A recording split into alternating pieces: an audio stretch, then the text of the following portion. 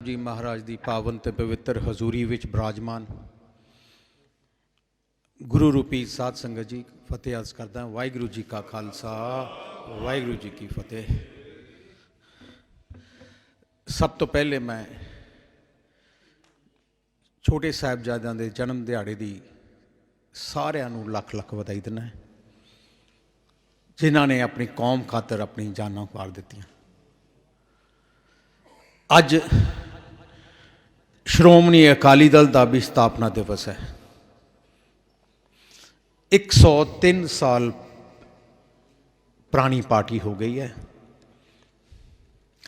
जे तुसी हिंदुस्तान का सियासी इतिहास देखो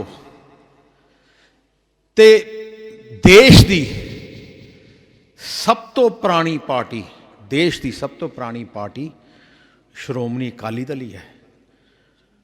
कांग्रेस पार्टी जो बनाई गई सी, एक अंग्रेज ने बनाई सी, एक किसी हिंदुस्तानी ने बनाई सी, अंग्रेज ने बनाई सी।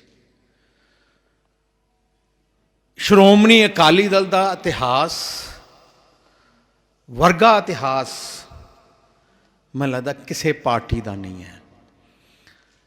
आप जी सारे जानते हो कि उस समय की हालात सी अपने मुल्क विच।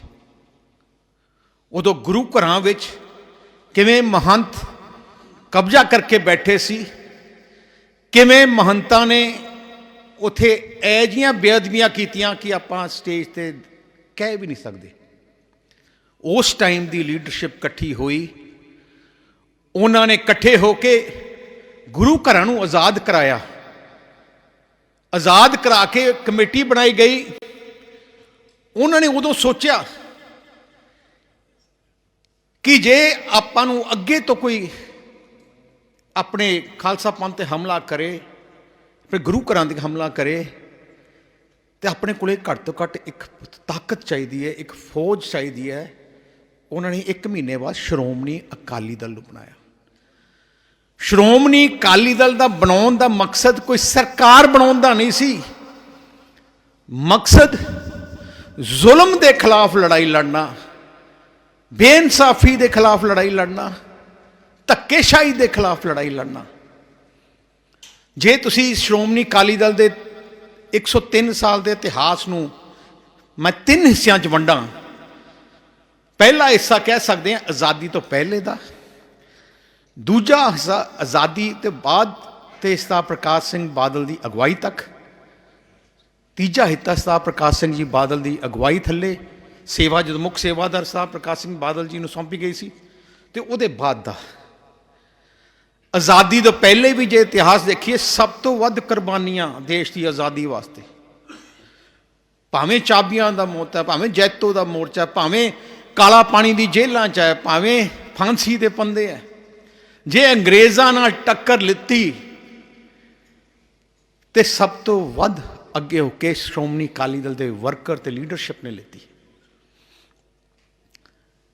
देश आज़ाद होया, बड़े अपने नाल वादे किए गए कि आज़ाद मुल्क विच बड़ी खुशियां मिलनियां, बड़ी फेयरनेस होगी, इंसाफ मिलूगा, देश नूं भाषा के हिसाब नाल वंडिया गया, कले अपने नाल वितकरा किया गया। आपां नूं पंजाबी सूबे का मोर्चा लाना पिया। जो देश विच पानियां की वंड हुई, उदों रिपेरियन राइट्स के तहत पानी वंडे गए। जिहड़े सूबे दे विचों दरिया वगदे उस सूबे नूं दिते गए, पर अपने नाल फिर तो धक्का किया गया। इन्ना बेइंसाफी हुई पानी की, सारा कुछ अपने वास्ते पानी है, ना अपने कोले कोई सोने की खान है, ना अपने कोल कोई तेल निकलता, ना कोला निकलता है। पंजाब कोले पानी है, पानी सिर ते आपां देश नूं अन्न दिन्ने हैं। पर होया कि उस टाइम के हुक्मराना ने जिन्ना पानी पंजाब का है, एक झटके नाल, एक दस्तखत नाल अद्धा पानी राजस्थान नूं दे दिता। कोई रिपेरियन राइट नहीं, कोई पूछया नहीं गया, कोई कैबिनेट का मीटिंग नहीं, कोई पार्लीमेंट का एक्ट नहीं, कुछ नहीं। उहदे बाद फिर तो उन्हां हुक्मरानी सरकारां आईयां, जिन्ना अद्धा बचिया सी ਉਹਦਾ ਅੱਧਾ ਫਿਰ ਤੋਂ ਹਰਿਆਣੇ ਨੂੰ ਦੇਤਾ। ਆਪਾਂ ਜੋ ਪਾਣੀ ਆਪਣੇ ਕੋਲ ਹੈ ਇਕੱਲਾ 25% ਹੈ ਆਪਣੇ ਦਰਿਆਵਾਂ ਦਾ। ਜੇ ਦਰਿਆ ਹੜ੍ਹ ਆਉਂਦੇ ਆ ਨੁਕਸਾਨ ਆਪਣਾ, ਜੇ ਪਾਣੀ ਘਟਦਾ ਉਹ ਆਪਣਾ ਪੂਰਾ ਲੈ ਲੈਂਦੇ ਆ, ਆਪਾਂ ਨੂੰ ਘੱਟ ਮਿਲਦਾ ਹੈ। ਇਕੱਲਿਆਂ ਨਹੀਂ, ਆਪਣੇ ਨਾਲ ਪੰਜਾਬੀ ਬੋਲਦੇ ਇਲਾਕੇ ਆਪਾਂ ਨੂੰ ਨਹੀਂ ਦਿੱਤੇ। ਆਪਣਾ ਇਕੱਲਾ ਸੂਬਾ ਦੇਸ਼ ਦਾ ਜਿੱਥੇ ਆਪਣਾ ਕੋਈ ਕੈਪੀਟਲ ਹੈ ਨਹੀਂ। ਜਿਹੜਾ ਜੇ ਤੁਸੀਂ ਇਕਨੋਮਿਕਸ ਪੜ੍ਹੋ, ਜਿਹੜੇ ਕੈਪੀਟਲ ਹੁੰਦੇ ਆ ਉਹ ਸੂਬੇ ਦੀ ਸਭ ਤੋਂ ਜ਼ਿਆਦਾ GDP ਉਸ ਕੈਪੀਟਲ ਵਿੱਚੋਂ ਨਿਕਲਦੀ ਹੈ। ਅੱਜ ਬੰਬਈ ਨੂੰ ਮਹਾਰਾਸ਼ਟਰ 'ਚੋਂ ਕੱਢ ਲਓ ਬਾਹਰ, ਮਹਾਰਾਸ਼ਟਰ 'ਚ ਕੋਈ ਬਚੂਗਾ ਨਹੀਂ। ਅੱਜ ਤੁਸੀਂ ਹੈਦਰਾਬਾਦ ਨੂੰ ਕੱਢ ਦਿਓ, ਕੋਈ ਬੈਂਗਲੌਰ ਨੂੰ ਪਾਸੇ ਕਰ ਦਿਓ, ਬਾਕੀ ਸੂਬੇ 'ਚ ਕੁਛ ਨਹੀਂ ਹੈ, ਕਿਉਂਕਿ ਸਾਰੀ ਇਨਵੈਸਟਮੈਂਟ ਉੱਥੇ ਆ ਜਾਂਦੀ ਹੈ। ਫਿਰ ਉੱਥੇ ਟੈਕਸ ਸਾਰਾ ਕੁਝ ਮਿਲਦਾ ਹੈ, ਆਪਣੇ ਕੋਲ ਹੈ ਹੀ ਨਹੀਂ। ਆਪਣੀ ਜੋ ਪੰਜਾਬ ਦੀ ਚੰਡੀਗੜ੍ਹ ਦੀ ਆਮਦਨ ਹੈ ਉਹ ਸਾਰੀ ਸੈਂਟਰ ਲੈ ਜਾਂਦੀ, ਆਪਣੇ ਕੋਲ ਹੈ ਹੀ ਨਹੀਂ। ਸੋ ਆਹ ਤਾਂ ਆਪਣੇ ਹਾਲਾਤ ਚੱਲਦੇ ਰਹੇ। ਪਰ ਜਦੋਂ ਕੋਈ ਜ਼ੁਲਮ ਦੀ ਲੜਾਈ ਖਿਲਾਫ ਹੋਈ ਦੇਸ਼ ਵਿੱਚ, ਅੱਗੇ ਅਕਾਲੀ ਦਲ ਐਮਰਜੈਂਸੀ ਲਾਈ ਗਈ। ਜੇ ਦੇਸ਼ ਵਿੱਚ ਜੇ ਕਿਸੇ ਨੇ ਲੜਾਈ ਲੜੀ, ਜੇ ਅੱਗੇ ਹੋ ਕੇ ਐਮਰਜੈਂਸੀ ਨੂੰ ਖਤਮ ਕਰਨ ਵਿੱਚ ਸਭ ਤੋਂ ਵੱਡਾ ਯੋਗਦਾਨ ਸ਼੍ਰੋਮਣੀ ਅਕਾਲੀ ਦਲ ਦਾ ਹੈ। ਇਤਿਹਾਸ ਗਵਾਹ ਹੈ, ਤਕਰੀਬਨ 90,000 ਲੋਕ ਪੂਰੇ ਦੇਸ਼ ਵਿੱਚ ਗ੍ਰਿਫਤਾਰ ਕੀਤੇ ਗਏ ਤੇ 60,000 ਤੋਂ ਵੱਧ ਇਕੱਲੇ ਪੰਜਾਬ ਦੇ ਸੀ। ਸ਼੍ਰੋਮਣੀ ਅਕਾਲੀ ਦਲ ਦੇ ਵਰਕਰ ਤੋਂ ਕੋਈ ਲੀਡਰ ਨੇ ਪ੍ਰੈਸ ਦੀ ਆਜ਼ਾਦੀ, ਦੇਸ਼ ਦੀ ਆਜ਼ਾਦੀ ਜਿਹੜੀ ਬੰਦ ਕਰ ਦਿੱਤੀ ਸੀ, ਉਸ ਆਜ਼ਾਦੀ ਨੂੰ ਫਿਰ ਤੋਂ ਆਜ਼ਾਦ ਕਰਾਉਣ ਵਿੱਚ ਤੁਹਾਡਾ ਯੋਗਦਾਨ ਰਿਹਾ। ਪਰ ਫਿਰ ਵੀ ਇਨਸਾਫ ਆਪਣੇ ਨਾਲ ਨਹੀਂ। ਭਾਵੇਂ ਕਿਸਾਨ ਦੀ ਗੱਲ ਹੋਏ, MSP ਪਹਿਲੇ ਨਹੀਂ ਹੁੰਦੀ ਸੀ, ਆਹ ਤਾਂ ਸ਼੍ਰੋਮਣੀ ਅਕਾਲੀ ਦਲ ਨੇ ਸੰਘਰਸ਼ ਕਰਕੇ MSP ਵੀ ਦਵਾਈ। ਫਿਰ ਜੇ ਮੈਂ ਹਿੱਸਾ ਲੈਵਾਂ, ਸਰਦਾਰ ਪ੍ਰਕਾਸ਼ ਸਿੰਘ ਜੀ ਬਾਦਲ ਜਦੋਂ ਸੇਵਾਦਾਰ ਬਣੇ, ਜਦੋਂ ਆਪਣੀਆਂ ਸਰਕਾਰਾਂ ਬਣਨ ਲੱਗੀਆਂ, ਆਪਣੀ ਜੋ ਲੀਡਰਸ਼ਿਪ ਪੁਰਾਣੀ ਹੈ ਸਾਰੇ ਜਾਣਦੇ ਹੋ, ਉਹਨਾਂ ਨੇ ਕਿਤੇ ਨਹੀਂ ਸੋਚਿਆ ਸੀ ਕਿ ਆਪਾਂ ਲੜਾਈ ਲੜ ਰਹੇ ਹਾਂ ਸਰਕਾਰ ਬਣਾਉਣ ਵਾਸਤੇ। ਆਪਾਂ ਕਿਤੇ ਅਕਾਲੀ ਵਰਕਰ ਤੇ ਲੀਡਰ ਨੇ ਸਰਕਾਰ ਬਣਾਉਣ ਵਾਸਤੇ ਲੜਾਈ ਨਹੀਂ ਲੜੀ, ਜ਼ੁਲਮ ਦੇ ਖਿਲਾਫ ਲੜਾਈ ਲੜਨ ਵਾਸਤੇ ਕੀਤੀ। ਜੇ ਇਕੱਲੇ ਸਰਕਾਰ ਬਣਾਉਣ ਵਾਸਤੇ ਲੜਾਈ ਲੜਦੇ, ਫਿਰ ਕਿਸੇ ਵਰਕਰ ਨੇ 16 ਸਾਲ ਜੇਲ੍ਹਾਂ ਨਹੀਂ ਜਾਣੀਆਂ। ਉਹ ਤਾਂ ਦਿੰਦੇ ਸੀ ਸਰਕਾਰਾਂ, ਨਹੀਂ ਕਿਸੇ ਨੇ ਨਹੀਂ ਕਿਹਾ ਕਿ ਅਸੀਂ ਤੁਹਾਡੇ ਨਾਲ ਰਲ ਜਾਵਾਂਗੇ, ਸਾਨੂੰ ਜੇਲ੍ਹਾਂ ਜਾਣਾ ਮਨਜ਼ੂਰ ਹੈ। ਆਜ਼ਾਦੀ ਦੇ ਬਾਅਦ 15 ਸਾਲ 16 ਸਾਲ 10 ਸਾਲ ਇਹ ਜਿਹੀ ਮਿਸਾਲ ਕਿੱਥੇ ਹੈ? ਕਿਸੇ ਪਾਰਟੀ 'ਚ ਦੱਸੋ, ਕਿਸੇ ਪਾਰਟੀ 'ਚ ਨਹੀਂ ਹੈ ਜਿਹੜੀ ਤੁਹਾਡੀ ਪਾਰਟੀ 'ਚ। ਜੇ ਤੁਸੀਂ ਸ਼੍ਰੋਮਣੀ ਅਕਾਲੀ ਦਲ ਦਾ ਇਤਿਹਾਸ 103 ਸਾਲ ਦਾ, ਫਿਰ ਤੋਂ ਮੈਂ ਗੱਲ ਕਹਿ ਰਿਹਾ 103 ਸਾਲ 'ਚ ਮੈਂ ਇੱਕ ਗੱਲ ਸਪਸ਼ਟ ਕਰਨੀ ਚਾਹੁੰਦਾ, ਅਕਾਲੀ ਦਲ, ਸ਼੍ਰੋਮਣੀ ਅਕਾਲੀ ਦਲ ਕਿਸੇ ਦੀ ਜਾਇਦਾਦ ਨਹੀਂ ਆ, ਕੌਮ ਦੀ ਹੈ। ਜਿਸ ਸਮੇਂ ਜਿਸ ਲੀਡਰ ਨੂੰ ਅਗਵਾਈ ਦੀ ਮੌਕੇ ਸੇਵਾ ਦਿੱਤੀ ਜਾਂਦੀ ਹੈ, ਉਹ ਸੇਵਾ ਸੰਭਾਲ ਲੈਂਦਾ ਤੇ ਆਪਣੀ ਸੇਵਾ ਪੂਰੀ ਕਰਦਾ ਹੈ। ਸੋ ਸਾਰੇ ਵਰਕਰਾਂ ਨੇ, ਸਾਰੇ ਬਜ਼ੁਰਗਾਂ ਨੇ, ਸਾਰੀ ਲੀਡਰਸ਼ਿਪ ਨੇ ਵੱਖ-ਵੱਖ ਟਾਈਮ ਆਪਣਾ ਹਿੱਸਾ ਪਾ ਕੇ ਇਸ ਖਾਲਸਾ ਪੰਥ ਦੀ ਜਥੇਬੰਦੀ ਨੂੰ ਇੰਨਾ ਤਕੜਾ ਰੱਖਿਆ। ਸਰਦਾਰ ਪ੍ਰਕਾਸ਼ ਸਿੰਘ ਜੀ ਬਾਦਲ ਨੂੰ ਤਕਰੀਬਨ 96 ਸਾਲ ਦੀ ਉਮਰ ਉਹਨਾਂ ਦੀ ਪੂਰੀ ਸੀ। 70 ਸਾਲ ਉਹਨਾਂ ਨੇ ਸ਼੍ਰੋਮਣੀ ਅਕਾਲੀ ਦਲ ਦੀ ਮੁੱਖ ਸੇਵਾਦਾਰ ਦੀ ਐਜ਼ ਅ ਮੁੱਖ ਮੰਤਰੀ ਜਾਂ ਐਜ਼ ਅ ਪ੍ਰਧਾਨ ਉਹਨਾਂ ਨੇ ਸੇਵਾ ਸੰਭਾਲ ਕੇ ਅਗਵਾਈ ਕੀਤੀ। ਉਹਨਾਂ ਦੀ ਸੋਚ ਤੇ ਸਮੁੱਚੇ ਅਕਾਲੀ ਦਲ ਦੀ ਸੋਚ ਇੱਕੋ ਇੱਕ ਰਹੀ ਹੈ, ਸਰਬੱਤ ਦੇ ਭਲੇ ਦੀ, ਸਾਰਿਆਂ ਦਾ ਸਤਿਕਾਰ ਕਰਨ ਦੀ, ਸਾਰੇ ਧਰਮਾਂ ਨੂੰ ਇਕੱਠੇ ਰੱਖਣ ਦੀ, ਪੰਜਾਬ ਦੇ ਨੂੰ ਤਰੱਕੀ ਤੇ ਲੈ ਕੇ ਜਾਣ ਦੀ। ਤੁਸੀਂ ਦੇਖੋ ਸਾਰੇ ਧਰਮਾਂ ਦਾ ਸਤਿਕਾਰ। ਜਦੋਂ ਸਰਦਾਰ ਪ੍ਰਕਾਸ਼ ਸਿੰਘ ਬਾਦਲ ਮੁੱਖ ਮੰਤਰੀ ਬਣਦੇ ਸੀ, ਹਿੰਦੂ ਭਾਈਚਾਰਾ ਕਹਿੰਦਾ ਸੀ ਕਿ ਬਾਦਲ ਸਾਹਿਬ ਸਾਡੇ ਹੈ, ਆਹ ਸਰਕਾਰ ਸਾਡੀ ਹੈ। ਕ੍ਰਿਸਚਨ ਕਹਿੰਦੇ ਸੀ ਸਾਡੀ ਹੈ, ਮੁਸਲਿਮ ਭਾਈਚਾਰਾ ਕਹਿੰਦੇ ਸੀ ਸਾਡੇ ਹੈ। ਸਾਰੇ ਧਰਮਾਂ ਦੇ ਪਵਿੱਤਰ ਸਥਾਨ ਬਾਦਲ ਸਾਹਿਬ ਨੇ ਐਜ਼ ਮੁੱਖ ਮੰਤਰੀ ਆਪ ਖੜ ਕੇ ਸਜਾਏ ਬਣਾਏ। ਖਾਲਸਾ ਪੰਥ ਦੀ ਪਾਰਟੀ ਦੀ ਸੇਵਾ ਸੰਭਾਲੀ, ਸਰਕਾਰ ਬਣੀ। ਬਾਦਲ ਸਾਹਿਬ ਦੀ ਸੋਚ ਸੀ ਕਿ ਆਪਣੀ ਕੌਮ ਦਾ, ਖਾਲਸਾ ਪੰਥ ਦਾ ਵਿਰਸਾ ਸੰਭਾਲਿਆ ਜਾਏ। ਐਡਾ ਗੌਰਵਮਈ ਵਿਰਸਾ ਹੈ, ਆਪਣੀਆਂ ਪੀੜ੍ਹੀਆਂ ਨੂੰ ਪਤਾ ਲੱਗੇ। ਮੈਨੂੰ ਯਾਦ ਹੈ ਜਦੋਂ ਵੀ ਸਰਕਾਰ ਆਉਂਦੀ, ਜਿੰਨਾ ਟਾਈਮ ਮੰਗਦਾ ਉਹਨਾਂ ਦਾ ਘੱਟ ਤੋਂ ਘੱਟ ਅੱਧਾ ਟਾਈਮ ਇਸ ਕੰਮ 'ਚ ਲੱਗਦਾ ਸੀ, ਮੀਟਿੰਗਾਂ ਵਿੱਚ, ਕਿ ਵਿਰਾਸਤ-ਏ ਖਾਲਸਾ ਕਿਵੇਂ ਬਣਾਉਣਾ ਹੈ, ਛੋਟੇ ਘੱਲੂਘਾਰਾਂ ਤੱਕ ਕਿਵੇਂ ਬਣਾਉਣਾ ਹੈ, ਵੱਡੇ ਘੱਲੂਘਾਰਾ ਕਿਵੇਂ ਬਣਾਉਣਾ ਹੈ, ਬੰਦਾ ਸਿੰਘ ਬਹਾਦਰ ਦੀ ਯਾਦਗਾਰ ਕਿਵੇਂ ਬਣਾਉਣੀ ਹੈ। ਜੇ ਕੋਈ ਆਪਣੀ ਕੌਮ ਦੀ ਕੋਈ ਸ਼ਤਾਬਦੀ ਆ ਜਾਂਦੀ, ਫਿਰ ਪੂਰਾ ਸਮਾਂ ਲੱਗ ਜਾਂਦੇ ਕਿਵੇਂ ਧੂਮ-ਧਾਮ ਨਾਲ ਬਣਾਉਣਾ ਹੈ। ਇੱਥੋਂ ਤੱਕ ਸੋਚ ਸੀ ਕਿ ਜਦੋਂ ਜਿੱਥੇ ਜਿੱਥੇ ਆਪਣੇ ਗੁਰੂ ਸਾਹਿਬ ਦੇ ਚਰਨ ਛੋਹ ਹੋਏ ਆ, ਉਹ ਸ਼ਹਿਰਾਂ ਨੂੰ ਕਿਵੇਂ ਸਜਾਉਣਾ ਹੈ। ਤੁਸੀਂ ਸ਼੍ਰੀ ਅਨੰਦਪੁਰ ਸਾਹਿਬ ਜਾ ਕੇ ਦੇਖੋ, ਪਹਿਲੇ ਕੀ ਸੀ।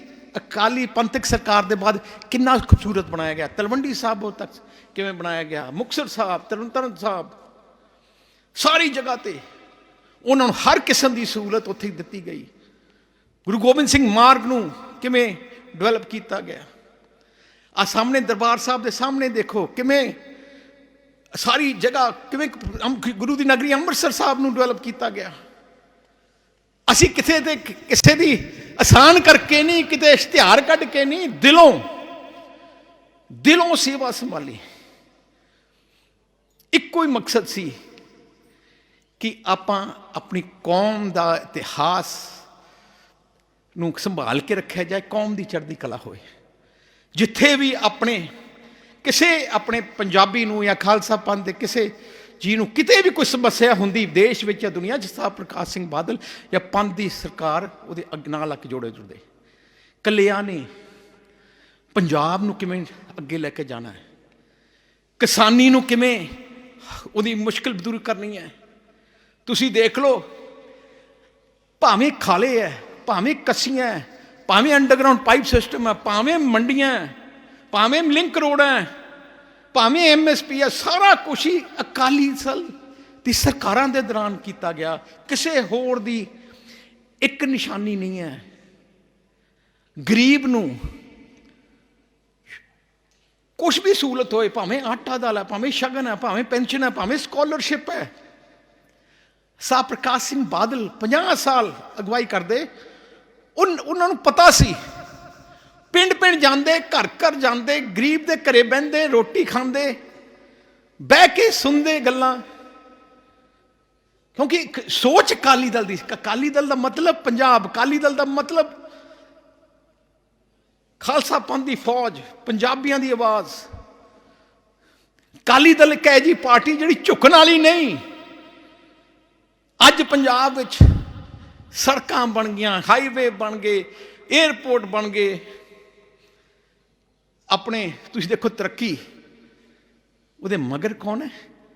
ਸ਼੍ਰੋਮਣੀ ਅਕਾਲੀ ਦਲ। ਇੱਕ ਨਿਸ਼ਾਨੀ ਨਹੀਂ ਕਿਸੇ ਦੀ, ਇੱਕ ਨਿਸ਼ਾਨੀ ਨਹੀਂ ਕਿਸੇ ਦੀ। ਆਪਾਂ ਜਿੰਨਾ ਮਰਜ਼ੀ ਲੋਕੀ ਆਉਂਦੇ ਹੈ ਨਾਂ ਲੈ ਕੇ, ਗੁੰਮਰਾਹ ਕਰਕੇ, ਜਦੋਂ ਸਾਰੀਆਂ ਇਹਦੀਆਂ ਤਾਕਤਾਂ ਨੇ ਦੇਖਿਆ ਕਿ ਇਹ ਸ਼ਹੀਦਾਂ ਦੀ ਜਥੇਬੰਦੀ ਨੂੰ, ਇਸ ਤਾਕਤ ਨੂੰ, ਇਸ ਉਹਦੀ ਲੋਕਪ੍ਰਿਯਤਾ ਨੂੰ ਕਿਵੇਂ ਰੋਕਿਆ ਜਾਏ, ਫਿਰ ਸਾਜ਼ਿਸ਼ਾਂ ਸ਼ੁਰੂ ਹੋ ਗਈਆਂ। ਇਹ ਜਿਹੀਆਂ ਜਥੇਬੰਦੀਆਂ ਖੜੀਆਂ ਹੋ ਗਈਆਂ। ਵੱਡੇ ਬਾਦਲ ਸਾਹਿਬ ਜਦੋਂ ਸਰਕਾਰ 'ਚ ਵੀ ਸੀ ਅਖੀਰ 'ਚ, ਉਹ ਤੋਂ ਬਾਅਦ ਬਿਮਾਰ ਵੀ ਰਹੇ ਹੈ। ਜਦੋਂ ਵੀ ਮੈਂ ਉਹਨਾਂ ਕੋਲੇ ਜਾਂਦਾ, ਉਹਨਾਂ ਕੋਲੇ ਬਹਿੰਦਾ, ਮੈਨੂੰ ਇੱਕ ਗੱਲ ਕਹਿੰਦੇ ਰਹਿੰਦੇ ਕਿ ਮੇਰੀ ਜ਼ਿੰਦਗੀ 'ਚ ਮੈਨੂੰ ਸਭ ਤੋਂ ਵੱਡਾ ਦੁੱਖ ਹੈ ਕਿ ਮੇਰੇ ਚੀਫ ਮਿਨਿਸਟਰ ਹੁੰਦੇ, ਪੰਥੀ ਸਰਕਾਰ ਦੇ ਹੁੰਦੇ, ਬੇਅਦਬੀ ਹੋਈ। ਮੈਨੂੰ ਦੁੱਖ ਹੈ ਕਿ ਮੈਨੂੰ ਮੌਕਾ ਨਹੀਂ ਦਿੱਤਾ ਗਿਆ, ਦੋਸ਼ੀਆਂ ਨੂੰ ਫੜਨ ਦਾ ਮੌਕਾ ਨਹੀਂ ਦਿੱਤਾ ਗਿਆ। ਤਾਕਤਾਂ ਉਦੋਂ ਐਜੀਆਂ ਇਕੱਠੀਆਂ ਹੋ ਗਈਆਂ, ਉਹਨਾਂ ਨੇ ਬਹਾਨਾ ਲੱਭਿਆ ਕਿ ਆਹ ਮੌਕਾ ਮਿਲ ਗਿਆ ਕਿ ਸਿਆਸਤ ਕਰੋ। ਸਾਰਿਆਂ ਨੇ ਇਕੱਠੇ ਹੋ ਕੇ ਸੰਗਤਾਂ ਦੀਆਂ ਭਾਵਨਾ ਨੂੰ ਹੋਰ ਉਜਾਰਿਆ ਤੇ ਪ੍ਰੈਸ਼ਰ ਇੰਨਾ ਪਾ ਦਿੱਤਾ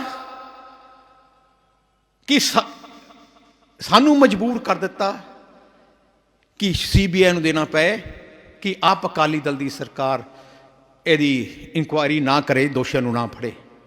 मैनू बादल साहब कहते कहते सब तो बड़ा दुख मैनू है, मेरे राज विच बेअदबी हुई होए ते मैं अपने दोषियों को ना फड़ सका। मैनू उन्होंने कई बार कहा, कहना जे परमात्मा तेनू मौका दे या किसी पार्टी के लीडर को मौका दे, आ दोषियों को जरूर फड़ के अंदर करना। होया कि किते आपां पछाणिया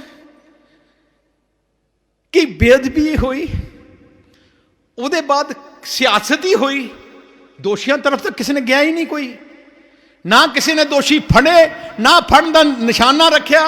24 घंटे सारे अकाली दल, अकाली दल बादल, अकाली दल बादल, अकाली दल। वो लोग कित्थे है? जो सचखंड हरमंदर साहब एडी बड़ी प्रधान साहब ने जिक्र किया बेअदबी हुई, किसी ने उन्होंने आवाज़ उठाई? जो आनंदपुर साहब के विच बेअदबी हुई, किसी ने आवाज़ उठाई? पटियाले बेअदबी हुई, किसी ने आवाज़ उठाई? पिछले 1 साल के अंदर अंदर तकरीबन 10-11 जगह बेअदबियां हुई, उन्होंने कोई इन्ना टाइम नहीं मिला कि उत्थे जाके उस जगह पर जाके देख ही सकन होया की है, अज कित्थे है। कोई किसी पार्टी च है, किसी पार्टी च है। तो खालसा जी नुकसान की होया? तुसी पंथ की पार्टी नूं सारे चिमड़ गए, वो दोषी चिमड़ गए ते पार्टी नूं कमजोर करता। वो नतीजा की होया? थोड़ी कौम ते हमले होण लग गए, थोड़ी कौम ते हमले होण लग गए। थोड़ी श्रोमणी गुरुद्वारा प्रबंधक कमेटी ਜਿਹੜੀ 102 साल पुरानी अपना पार्लीमेंट है, कौम का पार्लीमेंट है, उन्होंने ताकतां नूं हिम्मत पै गई कि वह भी तोड़ दिता जाए।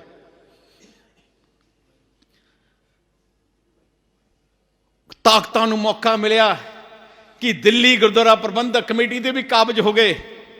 पहले पहले सोच नहीं सकता सी। तख्त पटना साहब हजूर कमेटी दे भी काबज हो गए, हजूर साहब कमेटी दे काबज हो गए। तो हले भी आपां नहीं अपनी अखां खोलांगे कि कौन कौम का दुश्मन है, कौन कौम दे नाल है। मैनू कड़े किते दुख होंदा जो घरे बैठता होना है, जो 84 दे विच अकाल तख्त साहब ते हमला किए गए। उसदे बाद 2 साल बाद 3 साल बाद इलैक्शन होए। मतलब कांग्रेस कितनी सीटां लै गई इत्थे पंजाब च। उसदे बाद कांग्रेस पार्टी जिन्हें श्री अकाल तख्त साहब ते हमला किया, जिन्हें अपने हज़ारां भैन भरावां दा कतलेआम किया, उस पार्टी नूं आपां बार बार मौका दिता सरकार बनाउण ते बार बार मौका लैके अपने ते ही वार किए, अपने ते ही वार किए। आपां हले भी अपनी कौम समझदी नहीं। आपां किदों जागांगे, आपां किदों पछाणांगे कि किहड़े है जिहड़े अपनी आपां नूं कमज़ोर करते लगे है। देखो पंजाब नूं बचाउण वाला खालसा पंथ की फौज कल्ली श्रोमणी अकाली दल है। जिन्ना मर्जी तुसी कोई मर्जी कही जाए, पंजाब विच तुसी किते मर्जी चले जाओ। एक पासे अज गुरु की नगरी तुसी अपने पिंडां जाओगे, लैफ्ट राइट देखते रहो, जो कुछ भी बनिया है, जो कुछ भी तरक्की देख रहे हो, कल्ली पंथ की सरकार ने, अकाली दल की सरकारां ने किया, होर किसी ने नहीं। वड्डे बादल साहब के मन च बहुत ज़्यादा बोझ रहा इस गल का। अज आपां सारे इकट्ठे हुए हैं। मैं एज श्रोमणी अकाली दल के प्रधान होने के नाते, मुख सेवादार होने के नाते, आपां सारे गुरु महाराज की हजूरी च आपां विराजमान है। श्री अकाल तख्त साहब के सन्मुख होके सिर झुका के मैं गुरु महाराज तो माफ़ी मंगना चाहना है कि साड़ी सरकार के दौरान जे किसी का भी सरकार या सरकार तो बगैर भी किसी का दुख दिखाया होए, असी माफ़ी चाहते हैं। ਜੇ ਕਿਸੇ ਦਾ ਜੇ ਸਾਡੇ ਰਾਜ ਵਿੱਚ ਬੇਅਦਬੀਆਂ ਹੋਈਆਂ, ਕਿਉਂਕਿ ਆਮ ਸੰਗਤ ਦੇ ਵਿੱਚ ਮਨ 'ਚ ਹੈ ਕਿ ਪੰਥਕ ਸਰਕਾਰ ਸੀ। ਹਾਂ, ਪੰਥਕ ਸਰਕਾਰ ਸੀ, ਪਰ ਕਿਵੇਂ ਹੋਇਆ? ਜਦੋਂ ਤੱਕ ਅਸੀਂ ਪਤਾ ਕਰਨ ਲੱਗੇ ਤੇ ਸਾਤੋਂ ਪ੍ਰੈਸ਼ਰ ਪਾ ਕੇ ਕੱਢ ਦਿੱਤਾ ਸਾਨੂੰ। ਉਹਦੀ ਵੀ ਮਾਫੀ ਕਿ ਅਸੀਂ ਨਹੀਂ ਦੋਸ਼ੀ ਫੜ ਸਕੇ, ਪਰ ਅਸੀਂ ਵਾਅਦਾ ਕਰਦੇ ਹਾਂ ਕਿ ਅਸੀਂ ਜਿਹੜੇ ਅਸਲੀ ਦੋਸ਼ੀ ਹੈ ਉਹਨਾਂ ਨੂੰ ਜੇਲ੍ਹਾਂ 'ਚ ਪਾਵਾਂਗੇ, ਤੇ ਨਾਲੇ ਜਿਨ੍ਹਾਂ ਨੇ ਸਿਆਸਤ ਕੀਤੀ ਹੈ ਉਹਨਾਂ ਦੀ ਵੀ ਸ਼ਕਲਾਂ ਵੀ ਕੌਮ ਦੇ ਸਾਹਮਣੇ ਪੇਸ਼ ਕਰਾਂਗੇ, ਜਿਨ੍ਹਾਂ ਨੇ ਸਿਆਸਤ ਕੀਤੀ ਹੈ। ਮੈਂ ਸਰਦਾਰ ਪ੍ਰਕਾਸ਼ ਸਿੰਘ ਜੀ ਬਾਦਲ ਤਰਫੋਂ ਵੀ, ਕਿਉਂਕਿ ਉਹਨਾਂ ਨੇ ਅੱਜ ਆਪਣੇ ਵਿੱਚ ਨਹੀਂ ਰਹੇ, ਐਜ਼ ਮੁੱਖ ਸੇਵਾਦਾਰ ਤਰਫੋਂ ਤੇ ਸਮੁੱਚੀ ਪਾਰਟੀ ਦੀ ਲੀਡਰਸ਼ਿਪ ਤਰਫੋਂ ਤੇ ਸਮੁੱਚੀ ਪਾਰਟੀ ਦੇ ਵਰਕਰ, ਕਿਉਂਕਿ ਪਾਰਟੀ ਦੇ ਵਰਕਰ ਵੀ ਆਪਣੀ ਪਾਰਟੀ ਦੀ ਇੱਕ ਜਾਨ ਹੁੰਦੇ ਹੈ। ਅਸੀਂ ਪ੍ਰਮਾਤਮਾ ਦੇ ਸਾਹਮਣੇ ਅਰਦਾਸ ਬੇਨਤੀ ਕਰੀਏ ਅੱਜ ਕਿ ਪ੍ਰਮਾਤਮਾ ਜਾਣੇ ਅਣਜਾਣੇ ਸਾਥੋਂ ਕੋਈ ਭੁੱਲ ਹੋਈ ਹੋਏ, ਅਸੀਂ ਸਿਰ ਝੁਕਾ ਕੇ ਮਾਫੀ ਮੰਗਦੇ ਹਾਂ। ਅਸੀਂ ਜੋ ਗੁਰੂ ਸਾਹਿਬਾਨ ਦੇ ਦੱਸੇ ਹੋਏ ਰਸਤੇ ਸਿਧਾਂਤਾਂ ਤੇ, ਜਿਵੇਂ